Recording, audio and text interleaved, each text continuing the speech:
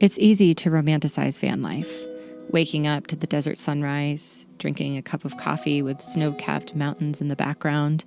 And I truly have been so blessed over the last 6 months to be able to have these incredible experiences. But van life is harder than I think most people realize.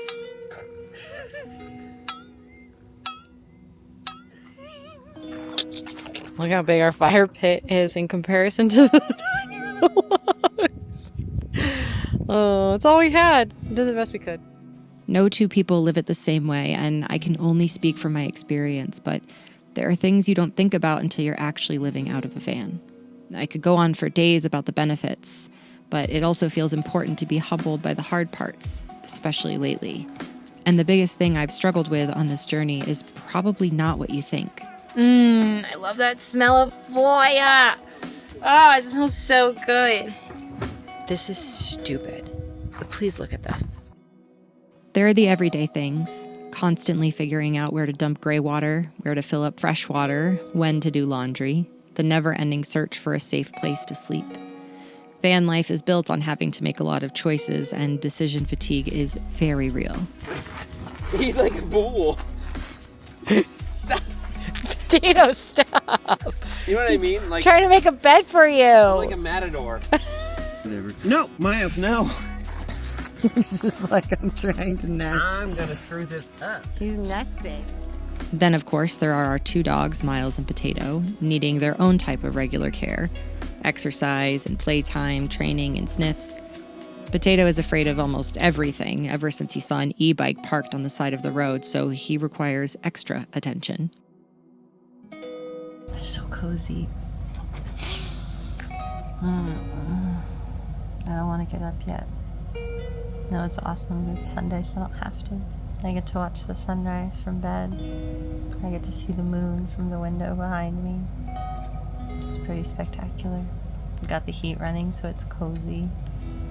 This is it. This is why we went through a year of building a van. That's why we went through 8 months of trying to sell a house, get rid of everything. That's why 6 months later, we're out west. It's because of this. Crazy.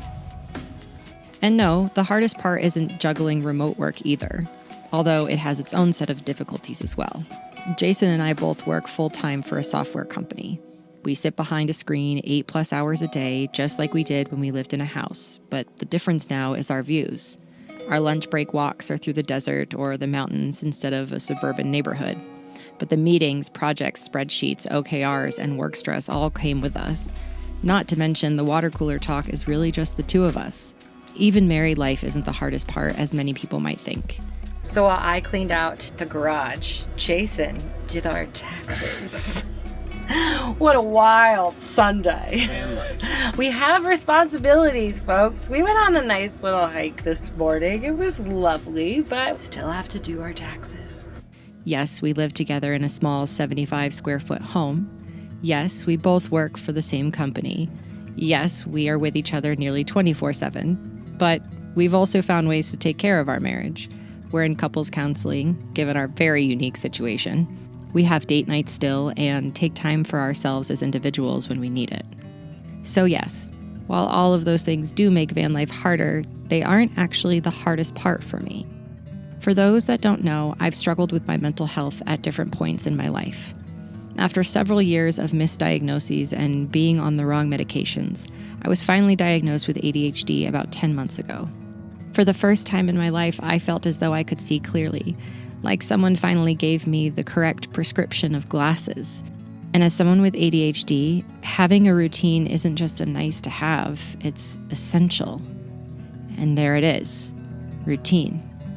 Routine, by far, is the number one thing I found to be the most difficult to hold on to while living in this van. A lack of routine has made me want to quit van life on more than one occasion.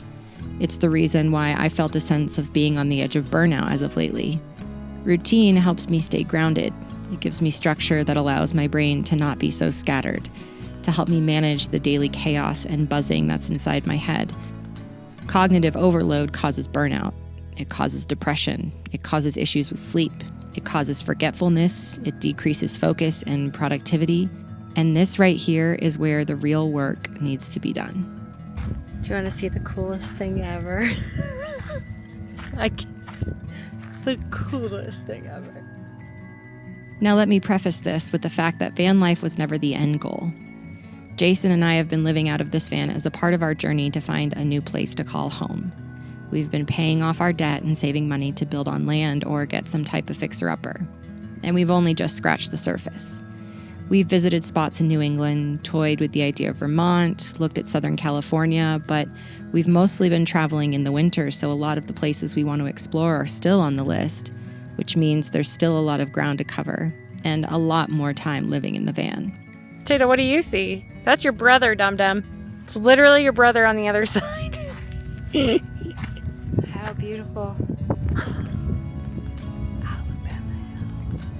So if we want to keep moving towards our dream, then something's got to give. We have to find ways to create some version of routine inside this very unroutine life. When I lived in a house, my mornings were sacred. It was time I protected because it was what grounded me throughout my days.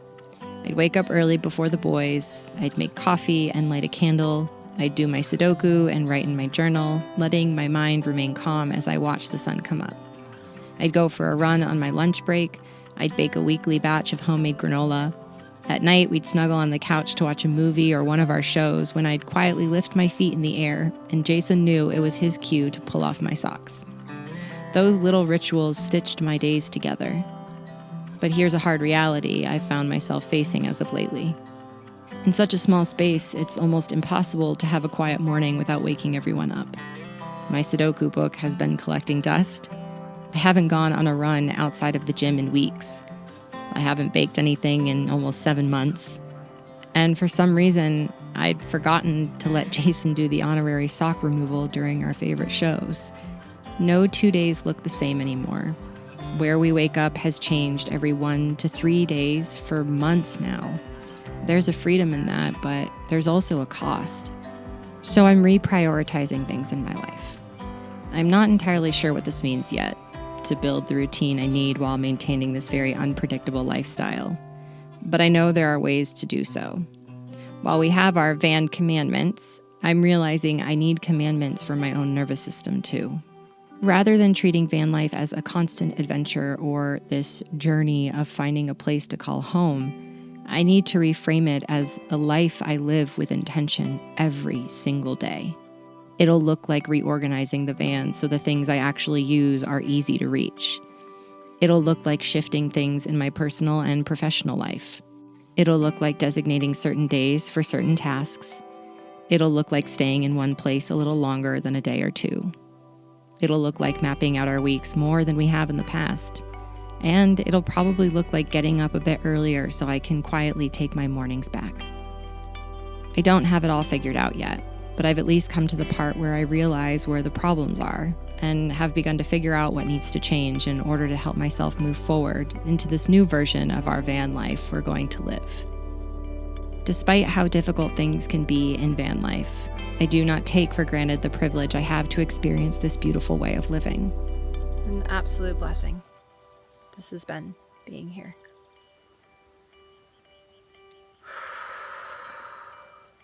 Guess it's time for some things to change, huh?